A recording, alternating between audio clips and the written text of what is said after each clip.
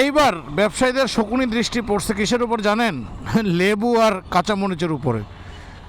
আজকে প্রথম রোজা, আজকে অফিস থেকে আসার সময় আমি একটা লেবু কেনার সাহস করছিলাম।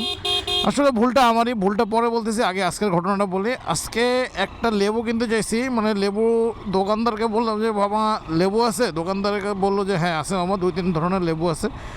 এবং এর ভিতরে একটা লেবু দেখলাম একটু বড় সাইজের। তখন বললাম মামা এই বড় সাইজের লেবুটার মধ্যে একটু খোসা পাতলা হবে? মা বললো মামা খোসা পাতলা হবে সবই ঠিক আছে, কিন্তু লেবুর কিন্তু দাম অনেক বেশি। বললাম যে দাম অনেক বেশি বলতে কয় টাকা দাম?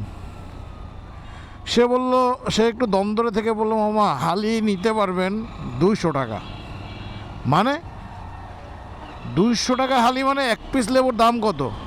সে বললো মামা এক পিস লেবুর দাম 50 টাকা। মানে তার চেহারাটা দেখে আমার কাছে মনে হইতেছিল যে লেবুর দাম চায়, মনে হয় যেন উনিও লজ্জায় পড়ে গেছে, কিন্তু তার ভিতরে কোনো অনুশোচনা বোধ নাই। মানে 4টা লেবুর দাম সে চাইতেছে 200 টাকা। আমি বললাম যে মামা বাহ। বললাম যে মামা কাঁচামরিচ?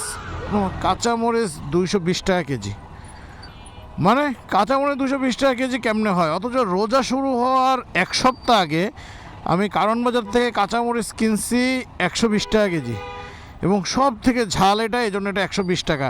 ওই ভদ্রলোকের কাছে 100 টাকা কেজিও ছিল, 110 টাকা কেজি ছিল, এবং সব থেকে বেস্ট কোয়ালিটির এবং অনেক ঝাল কাঁচামরিচ সেটা হলো 120 টাকা কেজি।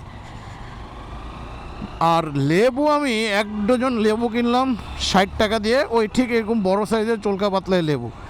তো 1 ডজন লেবু 60 টাকা দিয়ে কিনলাম রোজা শুরু হওয়ার 1 সপ্তাহ আগে। আর দেশে কোনো ঝড় হয় নাই, বন্যা হয় নাই, কোনো কিছুই হয় নাই। রোজা উপলক্ষে এক হালি লেবুর দাম হয়ে গেল 200 টাকা।